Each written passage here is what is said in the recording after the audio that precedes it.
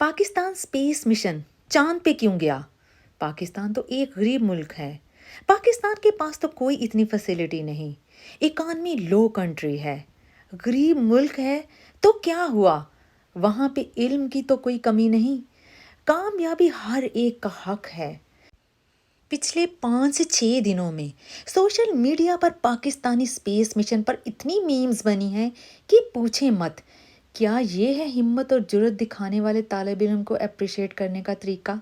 आज की इस वीडियो में हम पाकिस्तान के इस मिशन के पीछे के हकाइक को जानने की कोशिश करेंगे। अस्सलाम वालेकुम प्यारे दोस्तों, तो कैसे हैं आप? सबसे पहले टॉप ट्रेंड चैनल को सब्सक्राइब कर लें और साथ ही लगे बेल आइकन को भी प्रेस कर दें। दोस्तों, जब इंडिया का चंद्रयान 3 चांद पर लैंड किया था, जिस पे मैंने फुल मुबारकबाद के साथ वीडियो बनाई थी, आप वो वीडियो चेक भी कर सकते हैं। अगर मुल्क में कुछ अच्छा होगा तो वो सब फजूल है, उस पर तानाकशी और मीम बाजियाँ होंगी।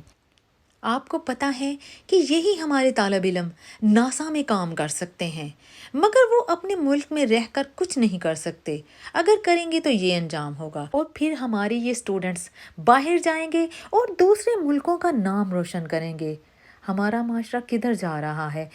हमारे जवान इतने मेहनती हैं मगर उनकी कोई कदर नहीं। आप बाहर के मुल्कों में अगर देखें तो बच्चों को इतना अप्रिशिएट किया जाता है, उनको आगे बढ़ने में कदम ब कदम उनका साथ दिया जाता है। क्या आपको पता है कि दुनिया के तकरीबन तमाम ही मुल्कों के सैटेलाइट स्पेस में मौजूद हैं? उनका defence system, weather system, navigation हर किस्म की चीज़ को ऑपरेट करता है, जिसमें टेली कम्युनिकेशन भी शामिल है। दुनिया भर में 35 मुल्कों के पास ये फैसिलिटी मौजूद है, जिनके पास ये लॉन्च पैड है। और फिर दुनिया के 160 मुल्क इन्हीं मुल्कों पर डिपेंडेड हैं। ये जो मून मिशन है, मून लैंडिंग और मून को ऑर्बिट के मिशन, दुनिया में सिर्फ 12 से 15 मुल्कों के पास हैं। अगर इन्हीं मुल्कों में अब हमारे मुल्क का नाम भी जुड़ने जा रहा है तो क्या गलत है? मून मिशन इतना एक्सपेंसिव है कि आप सोच भी नहीं सकते। इसके अलावा खिलाई मिशन भी अगर भेजा जाए तो वो भी अफोर्ड करना बहुत ही मुश्किल है। डॉक्टर खुरम ने इस कोशिश को, जो उन्होंने चाइना से इसमें शामिल होने का मुतालबा किया, तो उन्होंने एग्री भी किया।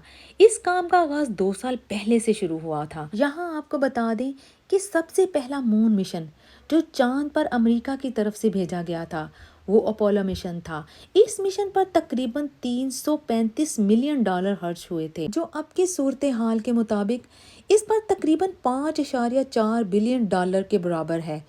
दोस्तों, चीन ने हर मुश्किल वक्त में पाकिस्तान का साथ दिया है और अब ये दोस्ती ज़मीन से निकलकर हला तक जा पहुंची है। और फिर इसी मिशन की वजह से हम साइंसी, तहकीकी, तकनीकी तरक्की और हवाई तहकीक से मुतल्लिक तालीमी मंसूबों में आगे बढ़ सकेंगे। और पाकिस्तान के पास तहकीक के लिए अपनी ही सैटेलाइट से ली जाने वाली चांद की खुद की तस्वीर भी होंगी। दोस्तों, IQ कमर एक छोटा सा सैटेलाइट है जिसका वज़न तकरीबन 7 किलोग्राम है।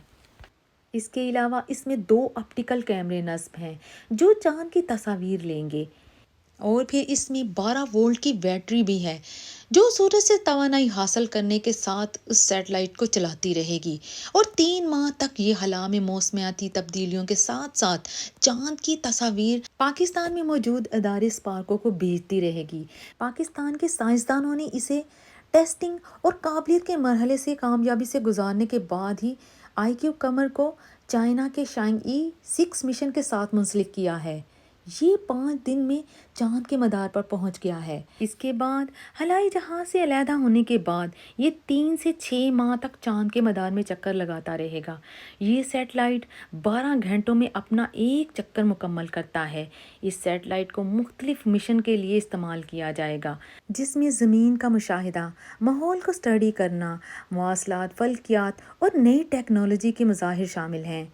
ये सैटेलाइट मिशन पाकिस्तान के लिए बहुत ही अहमियत का हामिल है।